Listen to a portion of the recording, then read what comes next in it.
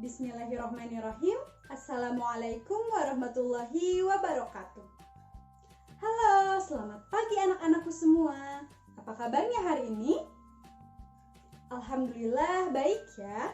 Semoga kita semua selalu dalam lindungan Allah Subhanahu wa taala dan selalu diberi kesehatan. Amin. Anak-anak harus tetap semangat untuk belajarnya ya. Walaupun kita belajar di rumah, harus terus bersyukur dan selalu bahagia. Pada hari ini, Ibu akan menjelaskan muatan pembelajaran IPA dan kita akan memasuki tema 5, ekosistem, subtema 1, komponen ekosistem. Di mana setelah anak-anak mempelajari materi ini, anak-anak mampu menjelaskan pengertian ekosistem. Kemudian, anak-anak mampu menjelaskan jenis makanan hewan. Lalu, anak-anak juga mampu menyebutkan pengelompokan hewan berdasarkan jenis makanannya. Dan yang terakhir, anak-anak mampu menjelaskan daur hidup hewan. Seperti biasa ya, silahkan siapkan buku dan alat tulisnya. Lalu kita simak pembelajaran ini bersama-sama dengan penuh semangat. Anak-anak, sebelum kita ke materi, Ibu mau tanya nih.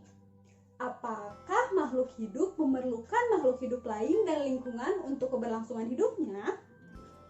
Pasti memerlukan ya. Nah, hubungan timbal balik antara makhluk hidup dengan lingkungannya disebut ekosistem. Pada hari ini kita akan belajar tentang ekosistem dan kita simak sama-sama materinya.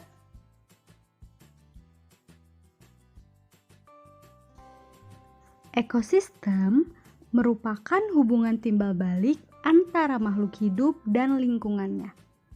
Nah, ekosistem ini terdiri atas dua komponen, yaitu komponen biotik atau makhluk hidup dan komponen abiotik atau benda tak hidup. Contoh komponen biotik adalah manusia, hewan, dan tumbuhan.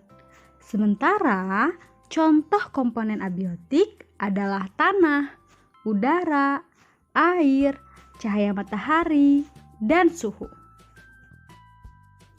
Yang selanjutnya yaitu jenis makanan hewan.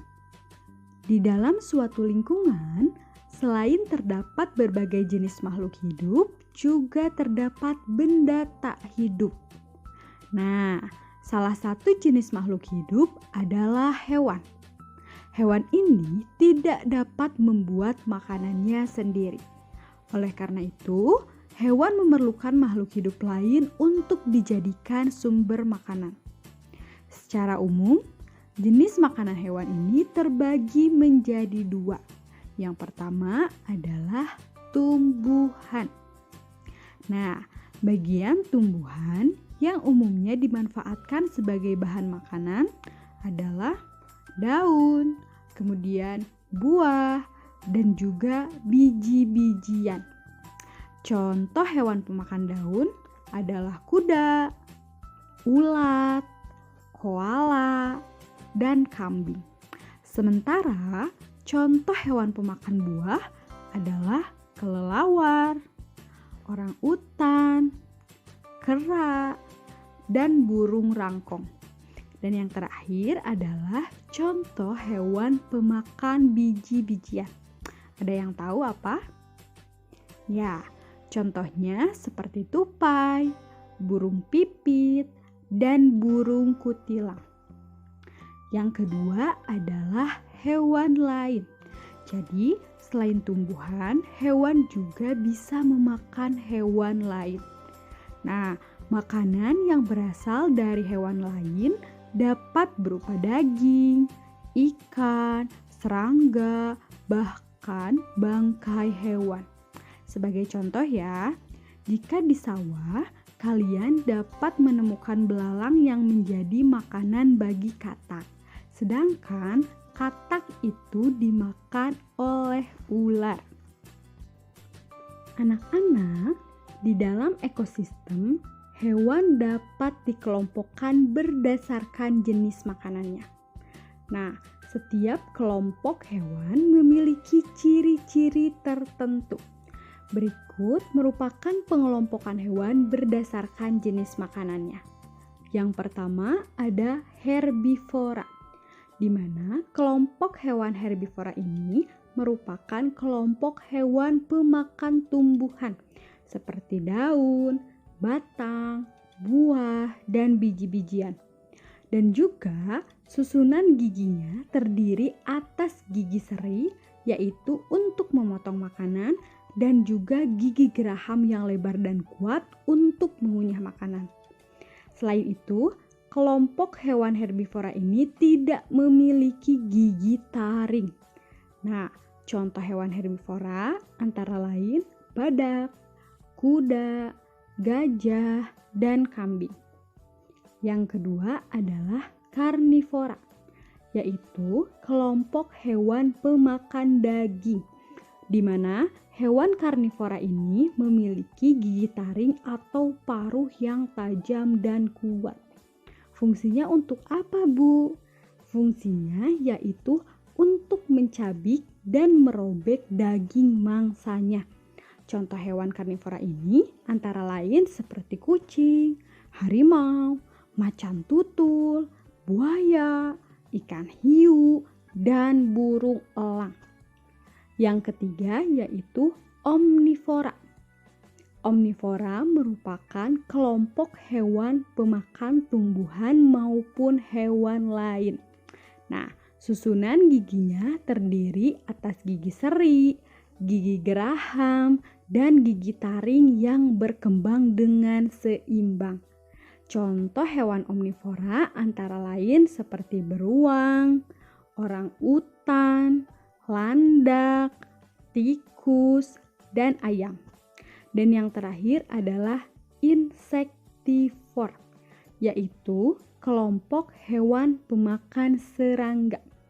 Hewan insektivor umumnya memiliki struktur tambahan berupa lidah yang panjang dan lengket untuk menangkap mangsanya.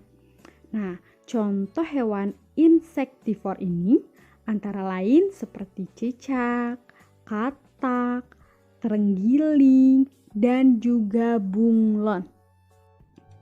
Nah, anak-anak telah mempelajari ya bahwa suatu ekosistem ini terdiri atas komponen biotik dan juga komponen abiotik.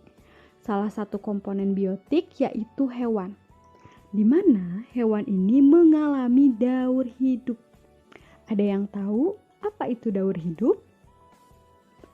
Ya, daur hidup adalah suatu proses perubahan dalam pertumbuhan dan perkembangan yang dialami hewan sepanjang hidupnya. Berdasarkan perubahan bentuk hewan, daur hidup hewan dibedakan menjadi hewan bermetamorfosis dan juga hewan tidak bermetamorfosis. Yang pertama, kita akan membahas dan mempelajari hewan bermetamorfosis. Jadi, metamorfosis ini adalah perubahan bentuk tubuh hewan. Bentuk hewan muda sangat berbeda dengan hewan dewasanya. Ada dua pengelompokan metamorfosis berdasarkan tahapan daur hidupnya, yaitu metamorfosis sempurna dan juga metamorfosis tidak sempurna.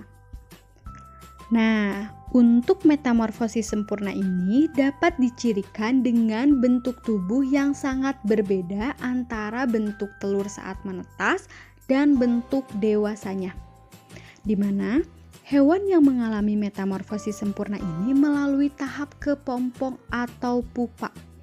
Ada yang tahu contoh hewan yang mengalami metamorfosis sempurna? Ya, contohnya seperti lebah, kemudian nyamuk, ngengat, kupu-kupu, dan juga lalat. Sekarang kalian perhatikan gambar di bawah, yaitu contoh dari metamorfosis sempurna pada nyamuk. Yang selanjutnya adalah metamorfosis tidak sempurna, di mana metamorfosis tidak sempurna ini dicirikan dengan bentuk tubuh hewan muda yang tidak berbeda dengan dewasanya. Namun, seiring dengan pertumbuhan dan perkembangannya, terdapat penambahan ukuran dan struktur tubuhnya seperti sayap. Hewan yang mengalami metamorfosis tidak sempurna ini tidak melalui tahap kepompong atau pupa, akan tetapi melalui tahapan peralihan yang disebut dengan nimfa. Ada yang tahu contoh hewan yang mengalami metamorfosis tidak sempurna? Ya, contohnya seperti belalang, capung, kecoa, jangkrik, dan masih banyak lagi. Yang kedua adalah hewan tidak bermetamorfosis. Jadi, tidak semua hewan ini mengalami perubahan bentuk dan penambahan struktur tubuh. Ada hewan yang bentuknya dan struktur tubuhnya sama saat masih muda dan sampai hewan tersebut dewasa. Contoh hewan yang tidak bermetamorfosis antara lain seperti kucing, ayam, ikan, dan kadal. Alhamdulillah, pemaparan materi pada hari ini sudah selesai ya anak-anak solih dan solihah. Sekarang Ibu akan beri tugas, yaitu kerjakan buku pena 5B halaman 75. Yaitu buat daftar hewan yang ada di lingkungan sekitar beserta jenis makanannya. Dan apabila sudah selesai mengerjakan, jangan lupa untuk fotokan dan langsung kirimkan ke Ibu. Dicukupkan sekian pemaparan materi dari Ibu. Terima kasih untuk anak-anakku yang solih dan solehah sudah menyimak pembelajaran ini dengan baik. Tetap semangat untuk belajar dan selalu jaga kesehatan. Jangan lupa kerjakan tugasnya ya. Wassalamualaikum warahmatullahi wabarakatuh.